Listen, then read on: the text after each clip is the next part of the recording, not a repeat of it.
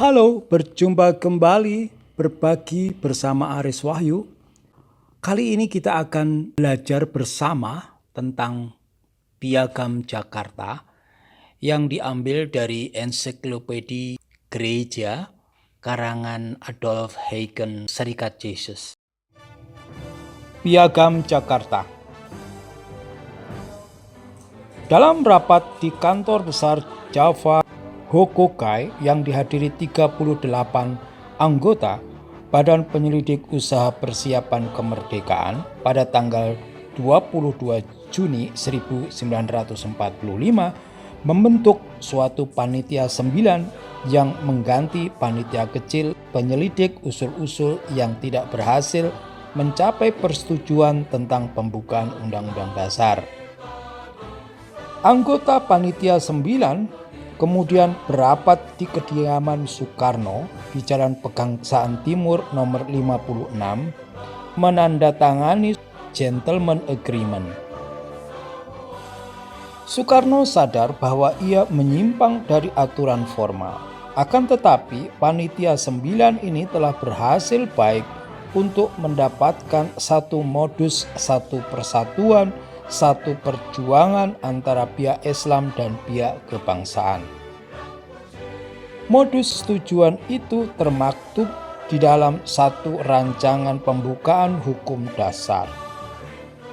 Pada hari itu ditandatangani konsep suatu pembukaan hukum dasar yang kemudian oleh M. Yamin disebut Piagam Jakarta. Penyerahan mendadak oleh Jepang terhadap sekutu pada tanggal 15 Agustus serta penculikan Soekarno dan Hatta oleh pemuda revolusioner pada tanggal 16 Agustus mengubah situasi politik di Jakarta.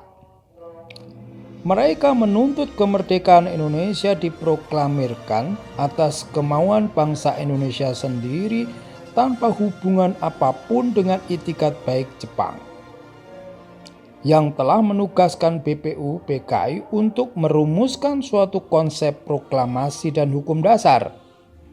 Maka baik proklamasi 17 Agustus pagi-pagi buta maupun pembukaan Undang-Undang Dasar 1945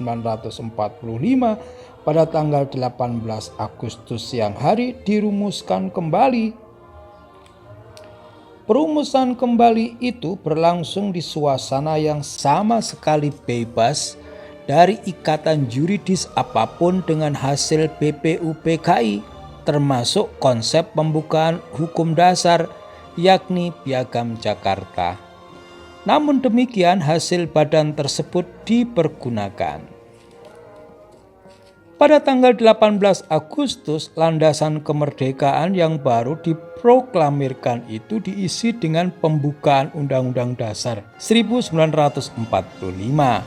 Maka sangat tepat bagi segi ideal historis maupun yuridis apa yang ditetapkan dalam TAP nomor 20 MPRS tahun 1966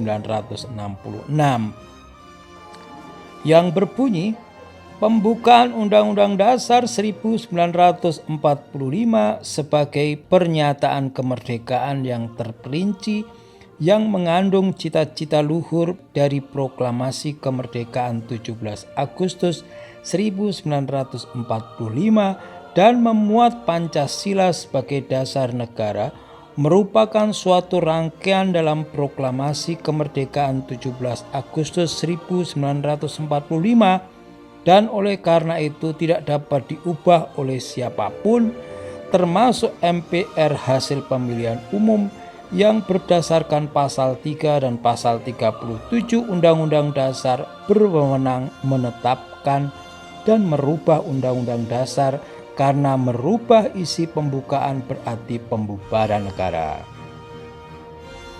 Jadi, perubahan apapun tidak dapat diterima meski sebelumnya itu terdapat dalam konsep persiapan mengurangi atau mengubah pembukaan Undang-Undang Dasar 45 berarti mengubah isi kemerdekaan yang diperoleh pada tanggal 17 Agustus 1945. Sebab pembukaan Undang-Undang Dasar adalah kaidah pokok negara proklamasi yang paling fundamental. Hal itu juga menjadi jelas dari alasan yang dikemukakan dalam rapat panitia persiapan kemerdekaan Indonesia pada tanggal 18 Agustus 1945, yaitu kesatuan seluruh bangsa Indonesia. Muhammad Hatta mengusulkan menghilangkan anak kalimat dengan kewajiban menjalankan syariat Islam bagi pemeluk-pemeluknya dan bahwa presiden harus beragama Islam dengan alasan, oleh karena hasrat kita semua ialah menyatukan bangsa Indonesia seluruhnya supaya dalam masa yang genting ini kita mewujudkan persatuan yang bulat, maka pasal-pasal yang bertentangan dikeluarkan dari Undang-Undang Dasar. Oleh karena itu, maka dapat disetujui misalnya pasal 6 alinea 1 menjadi presiden ialah orang Indonesia asli yang beragama Islam dicoret. Oleh karena penetapan yang kedua presiden Republik Orang Islam agak menyinggung perasaan dan pun tidak berguna.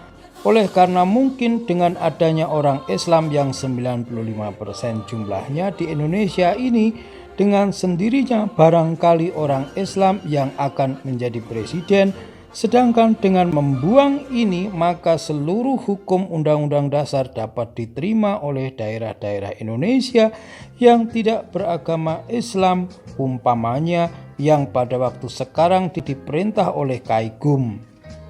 Persetujuan dalam hal ini sudah didapat antara berbagai golongan sehingga memudahkan pekerjaan kita pada waktu sekarang ini. Berhubung dengan itu, berubah pasal 29 ini bersangkutan pula dengan preambul pasal 29 ayat 1 menjadi begini: negara berdasar atas ketuhanan yang Maha Esa. Kalimat yang di belakang itu yang berbunyi dengan kewajiban dan lain dicoret saja. Inilah perubahan yang maha penting yang menyatukan segala bangsa. Demikianlah ulasan tentang Piagam Jakarta. Semoga kita bisa mengambil hikmahnya.